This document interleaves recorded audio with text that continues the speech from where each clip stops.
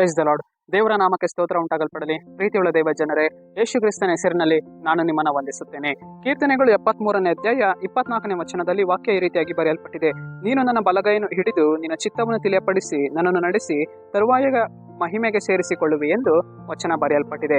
ಅಂದರೆ ಪ್ರೀತಿಯುಳ್ಳ ದೇವ ಜನರೇ, ದೇವರು ನಮ್ಮ ಬಲಗೈಗಳನ್ನು ಹಿಡಿದು ದೇವರು ನಮ್ಮನ್ನೇನ್ ಮಾಡುವವರಾಗಿದ್ದಾರೆ, ನಡೆಸುವವರಾಗಿದ್ದಾರೆ. ಮಗನೇ ಮಗಳೇ, ಈ ದಾರಿಯಲ್ಲಿ ನೀನು ನಡಿ ಎಂದುಬಿಟ್ಟು ಕರ್ತನು ನಮ್ಮ ಕೈಗಳನ್ನು ಹಿಡಿದು ದೇವರು ನಮ್ಮನ್ನು ಏನ್ ಮಾಡುವವರಾಗಿದ್ದಾರೆ, ನಡೆಸಿಕೊಂಡು ಹೋಗುವಂತ ಉತ್ತಮವಾದ ದೇವರು ಆಗಿದ್ದಾರೆ.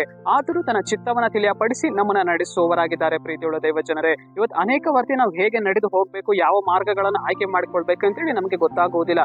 ಆದ್ರೆ ಕರ್ತನಲ್ಲಿ ವಾಗ್ದಾನವನ್ನ ಮಾಡುವವನಾಗಿದ್ದಾನೆ. ನಾನು ನಿನ್ನ ಬಲಗೈಯನ್ನು ಹಿಡಿದು ನಾನು ನಿನ್ನನ್ನು ನಡೆಸ್ತೇನೆ, ಚಿತ್ತದ ಅನುಸಾರವಾಗಿ ನಾನು ನಿನ್ನನ್ನು ನಡೆಸ್ತೇನೆ, ನಾನು ನಿನ್ನನ್ನು ಎಡವಿ ಬೀಳುವುದಕ್ಕೆ ನಾನು ನಿನ್ನನ್ನು ಬಿಡುವುದಿಲ್ಲ ಎಂದು ಕರ್ತನು ಇಲ್ಲಿ ವಾಗ್ದಾನವನ್ನ ಮಾಡುವವರಾಗಿದ್ದಾರೆ. ಪ್ರೀತಿಯುಳ್ಳ ದೇವ ಜನರೇ, ನಾವು ಅನೇಕ ವಾರ್ತಿ ದಾರಿ ಕಾಣದೆ ನಾವೇನಾಗ್ತೇವೆ, ಬಾಧಿಸಲ್ಪಡ್ತೇವೆ, ಕಣ್ಣೀರುಗಳನ್ನ ಸುರಿಸ್ತೇವೆ, ಯಾವ ಒಂದು ಮಾರ್ಗವನ್ನು ಆಯ್ಕೆ ಮಾಡಿಕೊಳ್ಳಬೇಕೆಂದು ಯೋಚಿಸ್ತೇವೆ.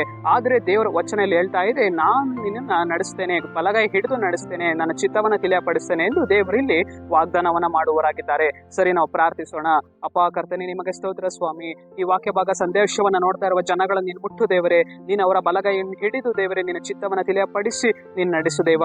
ನಿಮ್ಮ ನಾಮಕ್ಕೆ ಸ್ತೋತ್ರ ಕರ್ತನೆ, ಜರಿತಿನ ಯೇಸುವಿನ ನಾಮದಲ್ಲಿ ತಂದೆಯೇ, ಆಮೆನ್.